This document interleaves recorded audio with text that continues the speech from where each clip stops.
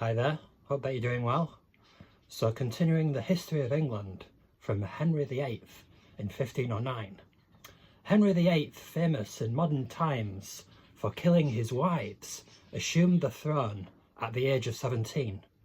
The young man had many talents, being skilled at riding, jousting, poetry and music, but he cared little for administration, being helped by his father leaving an ample inheritance, allowing Henry to ignore Parliament.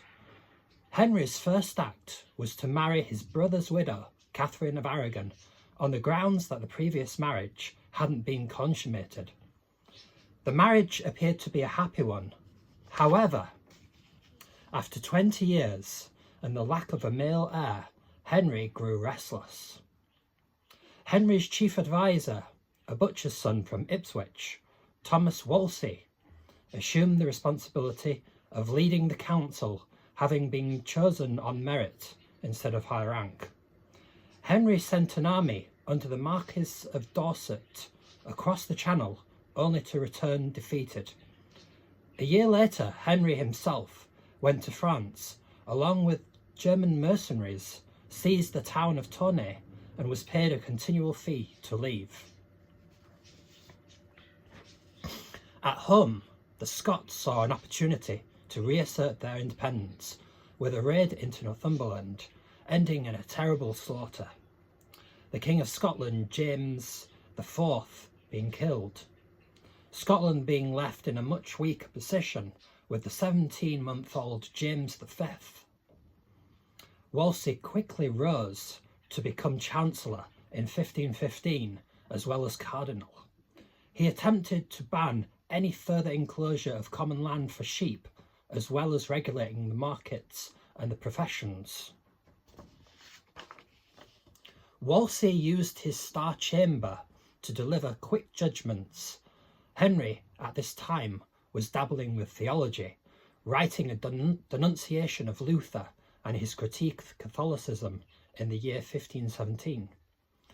The Pope rewarded Henry by calling him Defender of the Faith.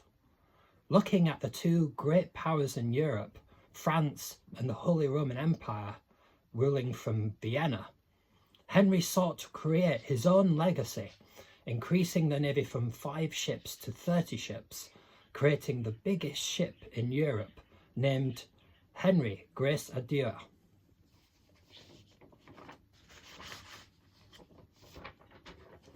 Henry's star was rising, and being the first monarch to be addressed as Your Majesty rather than Your Grace. At the extravagant summit, the Field of Cloth of Gold in Guinness, France, the King and Wolsey, however, were soon floundering on the rocks of diplomacy, stuck between taking sides of the conflict between the Habsburg Charles V and Francois of France.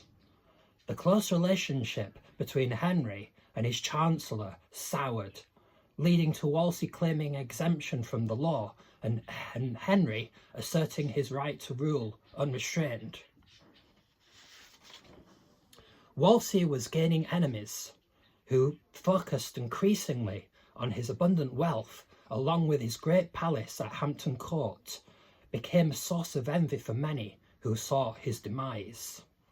The king had other worries, the chief concern being to secure a male heir.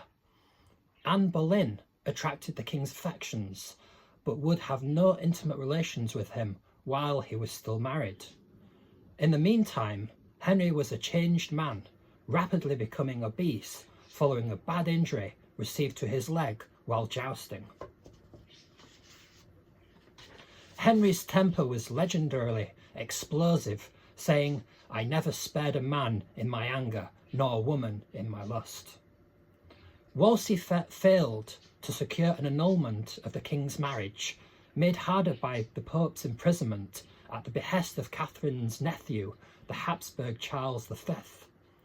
Wolsey quickly fell from favour, being stripped of his palaces and titles, arrested in 1529, dying on his way to the Tower, lamenting, "If I had served God as diligently as I have done the king, he would not have given me over in my grey hairs.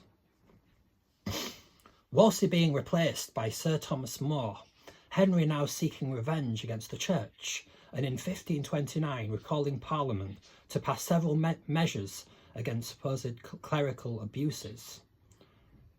Henry later banished his wife Catherine and her daughter from London, threatened by Rome with excommunication unless he ended relations with Anne Boleyn. Henry responded by removing 95% of subsidies from the churches of England to Rome. The House of Commons easily assented, but the House of Lords and the bishops resisted furiously, with Thomas More resigning in 1532 to be replaced by a talented young lawyer, Thomas Cromwell. After Henry's state visit to France, Anne returned to England pregnant. Henry married her shortly afterwards, with yet another Thomas Cranmer, being appointed Archbishop of Canterbury. He was to become the focal point of the English Reformation. In September 1533, Anne gave birth to a daughter, Elizabeth, and to Henry, this was an unmitigated disaster.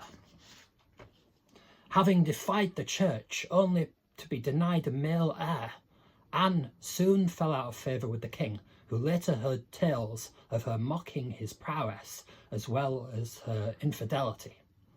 His attention soon turned to 25-year-old Jane Seymour, and in 1539 Henry created the Church of England via the formal Act of Supremacy. Anyone who criticised Henry and his leadership of the church was to be charged with treason and sentenced to death.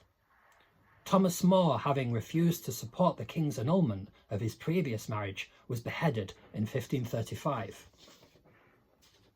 The following year, the Chancellor Thomas Cromwell began the raid on monasteries, yielding the crown almost £1 million.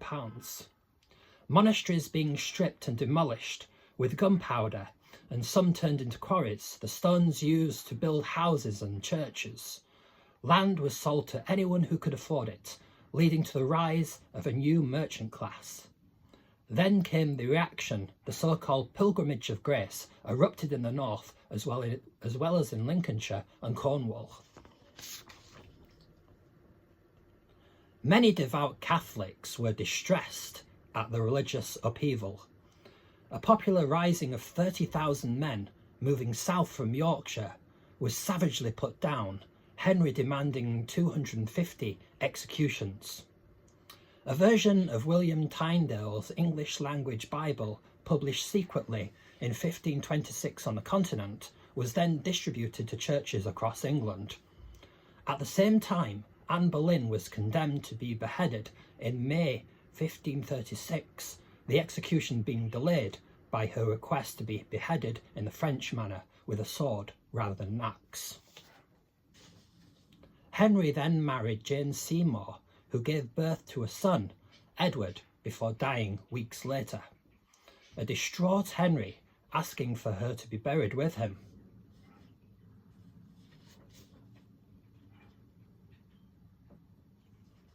Cromwell was busy with a wave of destruction against sacraments, signs, ceremonies, and bodily things, so anything that looked nice. Church rood of Calvary and images of the Virgin were taken down and smashed. Becket's shrine at Canterbury, a noted opponent of the power of the monarchy, was destroyed. Henry, aware of the threat emanating from Catholic Europe, was persuaded by Cromwell to marry a Dutch princess, Anne of Cleves, in 1539. Convinced by Cromwell of her supposed beauty, Henry, on meeting her, was enraged by what he saw, branding her no better than a mare of Flanders. Parliament annulled the union within months. Henry plunged into paranoia, and in 1539 passing the Act of 6 Articles aimed at Protestant evangelicals, allowing for restoration of Easter sepulchres and ceremonies, including prayers for the dead, Protestant Anabaptists were to be burnt at the stake. Cromwell, as his predecessors, More and Wolsey, fell from grace.